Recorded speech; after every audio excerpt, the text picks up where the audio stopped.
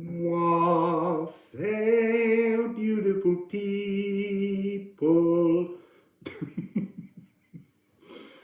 That little melody surprised me. I've just been singing a sound healing which will be included at the end of the reading from Neptune to all of you to help with this shift. So what does Neptune represent? Neptune's been at home in Pisces, ruling for quite some time.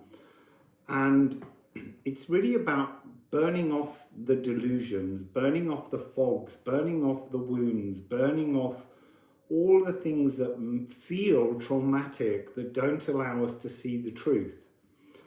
And when we have the solar eclipse door on the 29th, which will be in Aries, not in Pisces where it should be, the following day Neptune will move into Aries, and as soon as it hits cardinal fire, many more of those delusions and traumas and worries and troubles will be burnt off. They will be turned into steam and they will evaporate. So I have here the card Sun conjunct Neptune in Pisces, because that's where this conjunction takes place. But when we step out of the eclipse tunnel, we're going into this Aries energy, this cardinal fire, this new narratives, sparkling new narratives, the glistening on the surface of the sea, the sun shining down. So you just turn these, beaming with life force, merging our focused new intentions, ancestral reverberations. So giving us a connection to all those ancestral fogs that don't really belong to us, but they're part of our bloodcestry heritage. And then conjuring something new in preparation to go out the door. And also bear in mind, this is on the 19th of March at 23:22, which is an 11:22. It's a power, double power number. So we're moving into this new energy. The following day is the equinox, and Aries begins a day early. As I said in an earlier video, it's because we have a leap year, so there's an 18-hour reset on when the eclipse, the equinox and Aries both begin, and then they'll keep shifting by 6 to 8 hours each year. So let's put these cards back and let's just dive in, see what the reading is, and then you can all settle down, look at the beautiful beach here in Portugal with the sun glistening on the surface, and you can have yourself a beautiful sound healing. So, musical alchemy of astrology. If you're new to the channel, Wassail and welcome. I only use 2 decks that I created with my friends to do my readings. They've all gone all over the floor. But to me, things when they go onto the floor,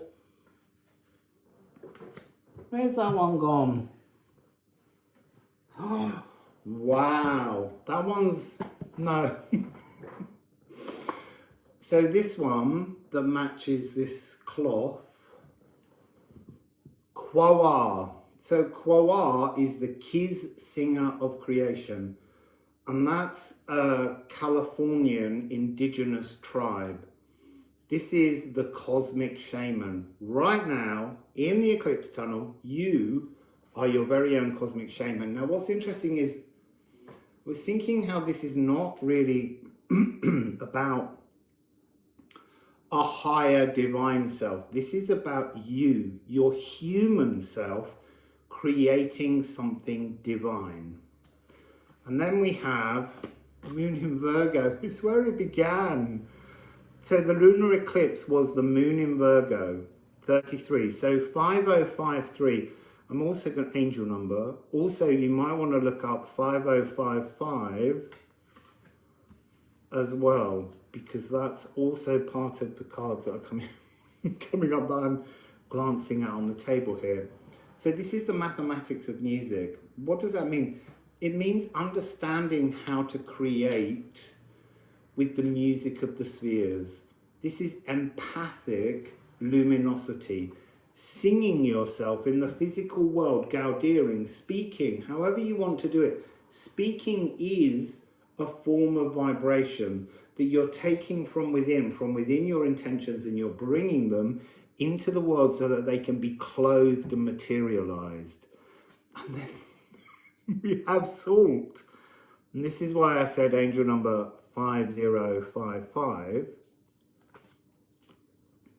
This is, I am materializing, magical materializations, setting time. You are setting your time.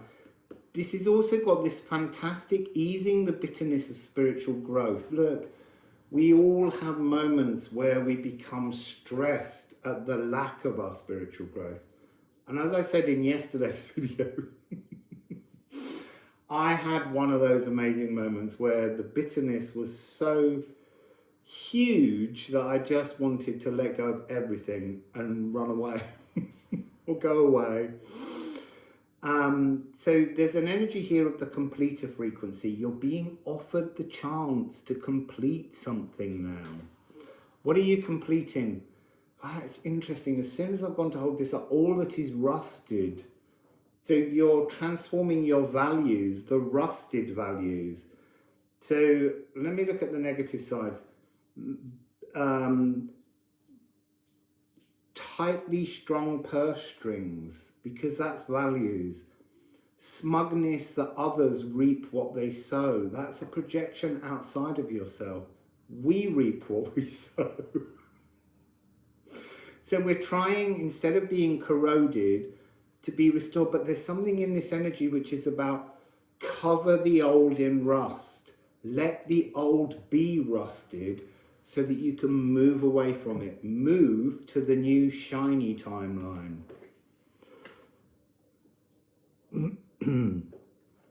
So I'm going to take some Liffruma Healing Oracle cards. Oh, you see, I was going to try and fold them back in, but it wants to come out because this is 505555. Burst out from the old and materialize yourself into the new. Sing yourself, speak yourself, command yourself into the new. And then we have the Ophalagu. There's a whole new energy awaiting you. So this is a really fascinating card. It deals with the physical world, realm, dragon, Nithogir. And this is the idea that you are gifted with something from the gods, from the deities, from the divine, that is a new energetic beingness. Being in some kind of new energetic state, energetic understanding, so that you can move into a frequency that is totally fresh, totally alive, totally blissful, totally happy, totally joyous. You can keep going with the totally, totally, and totally. And then Gunungagap, it begins outside of this eclipse. Something new is waiting to be licked from the salt rime into physicality. So just a couple more cards and then onto the sound healing for you. What's that one? It's Moon in Capricorn, and although it feels like it wants to come out, Moon in Capricorn is a reminder of where we've moved from. We've moved from Pluto in Capricorn. Oh, that's a lot of cards. It's too many. There's about 12. Oh, they're just jumping too much. Just calm myself. Go into the visible silence.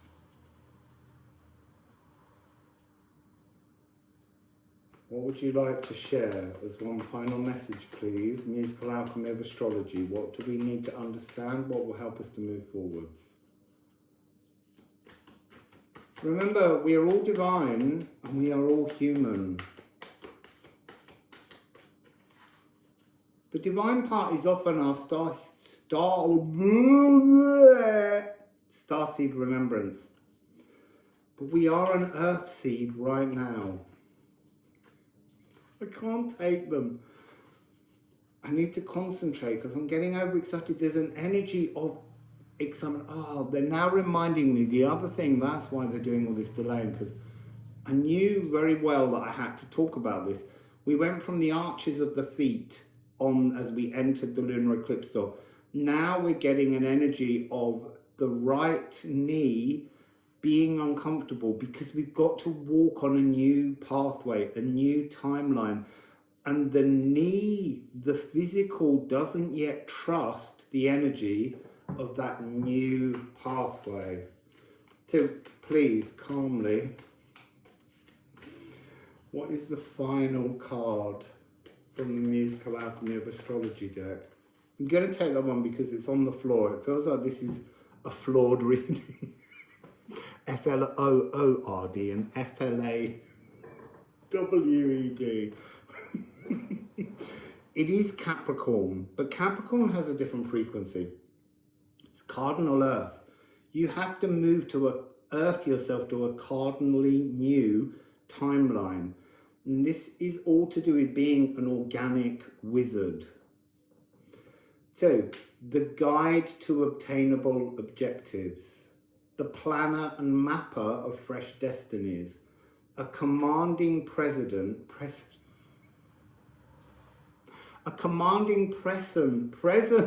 I can't talk anymore. It's because I've been sitting in sound healing energy for a while, tuning everyone into the healing, and now I'm so overexcited by that frequency. So, commanding presence and impenetrable auric shield. So it's like stepping out of drowning in self-doubt, moving into this new frequency. So Capricorn is Janus-based. Janus, January, is to do with the two-faced god. Not two-faced as in spiteful, but looking forwards and looking backwards. If you can look at the past and the future at the same time, you're present in the now. So it's about being in your new now. So let's get one more card from the Liffruma deck. I had to look at that card because it stayed on the table and I was like, I don't want that card. Calm down. Oh. So Liffruma, there it is. Ædan. So this is rune 23 and it is legacy. It is your original birthright. This is all about moving past the energies that you're told to feel. So there's something here about the nudge of everyone around you for this energy of productivity, but you're being asked to move into your true galactic inherited authenticity, which is actually to just be, to be present, to be the witness of your truth. So that's a beautiful ending. See forwards and see backwards, but stand in the now, because that is where your legacy, your galactic birthright exists. So I'm going to leave you now with the sound healing, and I trust that you all enjoy it. So, Wassail, beautiful people.